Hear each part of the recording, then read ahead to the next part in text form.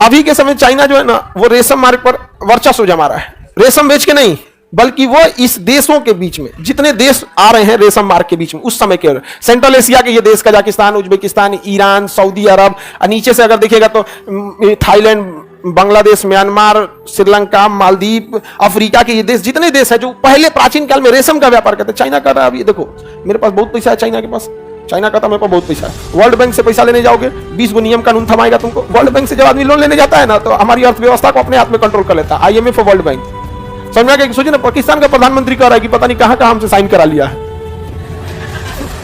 बताइए क्या वो गधे हैं सब, तुमको तो प्रधानमंत्री साइन करके आया यार, देश बेच देगा। प्रधानमंत्री की अपनी संपत्ति क्या होती है, हमारा प्रधानमंत्री बोल दे कि क्या क्या कहां कहां साइन करा लिया, कल को आदमी घेर लेगा उनको। अरे कैसे साइन करके आ गए, आपका देश है, अरे आपको जिम्मेदारी दी गई है। उसका प्रधानमंत्री खुलेआम बोलता है पता नहीं कहां कहां IMF वाले ने क्या साइन करा लिया। अरे यार तुमने क्या देश है समझ में नहीं आता, साइन कैसे करके चला आया वहां, खुलेआम बोलता है। आप कभी सुनिएगा इसको अगर सब पे तो हमको अगर कभी बहुत ज्यादा स्ट्रेस होता है ना तो हम कभी उन सब की अर्थव्यवस्था देख लेते हैं, कहते हैं कि जब ये जी रहे हैं ना, आखिर ये जी रहे हैं कि नहीं जी रहे हैं, तो पूरी दुनिया जी जाएगा। तो अभी चाइना इन जितने देश पहले रेशम व्यापार करते थे, आज के समय चाइना उन्हें लोन देता है, कहता है वर्ल्ड बैंक से लोन मत लो, हमसे लोन लो।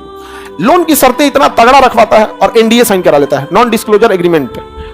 नॉन डिस्क्लोजर एग्रीमेंट ये जब साइन करते हैं ना, NDA एक एग्रीमेंट होता है, उस पर एक रकम लिखी रहती है कि अगर आपकी ओर से ये बात लीक होगी तो इतना पैसे आपको जुर्माना दिए जाएंगे। अब हुमच के लिखवा लेगा इसमें, समझ में आ गया कि नहीं आ गया। तो NDA साइन करा लेता है, तो किसको कितने % पे लोन दिया पता ही नहीं। लोन का शर्त इतना तगड़ा रहता है कि जिस प्रोजेक्ट के लिए लोन देगा ना, अगर वो आप टाइम पे वो लोन नहीं चुका पाए तो प्रोजेक्ट उसका हो जाएगा, चाइना का।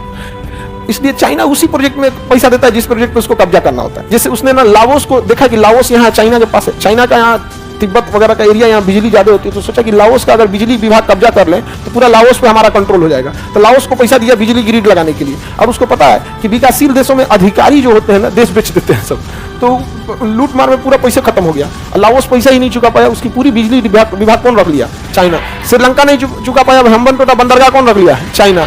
अब तंजानिया से कह रहा है कि तुम्हारा पूरा समुद्र हम रख लेते हैं, पूरा समुद्र तटे। सोचिए इतना तो समुद्रगुप्त भी नहीं किया था। तो अभी चाइना जिस रेशम मार्ग की बात कर रहा है वो अलग है, वो देशों को डेट ट्रैप में फंसा रहा है कि कर्जा दे दो और क्या करो, अपनी कंट्रोल में रखो। अब कर्जा देने के बाद चाइना से कोई जबरदस्ती लड़ नहीं सकता है, और चाइना के पास एक लीगल ग्राउंड हो गया कि आप कर्जा लिए हैं तो आपका वो एरिया लेगा। अब दो ही रास्ते हैं, या तो आप लीगली परफेक्ट हो या तो शक्तिशाली हो। अब चाइना के आगे छोटका छोटका देश जो लाइचीदाना बराबर घूम रहा है सब, इन लीगली परफेक्ट है सब, क्योंकि साइन यही किया है सब, पैसा लिया है सब, तो पूरी दुनिया सपोर्ट में चाइना की आएगी। दूसरा चाइना शक्तिशाली है, अरे हमारा पैसा कैसे नहीं देगा, यहाँ पे पाकिस्तान से पैसा नहीं दे पाया तो पाकिस्तान से गधा खरीद रहा है। चाइना पाकिस्तान से क्या खरीद रहा है, गधा खरीद रहा है, क्योंकि गधा के मीट से ना कोई दवाई बनाता है। चाइना वगैरह गधा से क्या बनाता है, दवाई बचाता है। अब तो पाकिस्तान की आधी जनसंख्या बिक जाएगी तब।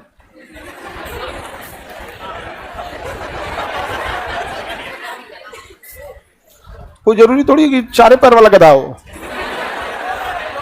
वहां 2 पैर वाला भी बहुत है सब ज्यादा वहां 2 पैर वाला है सब। वहां पे रेशम मार्ग, कनिष्क वगैरह समझ में आ गया कि नहीं आ गया।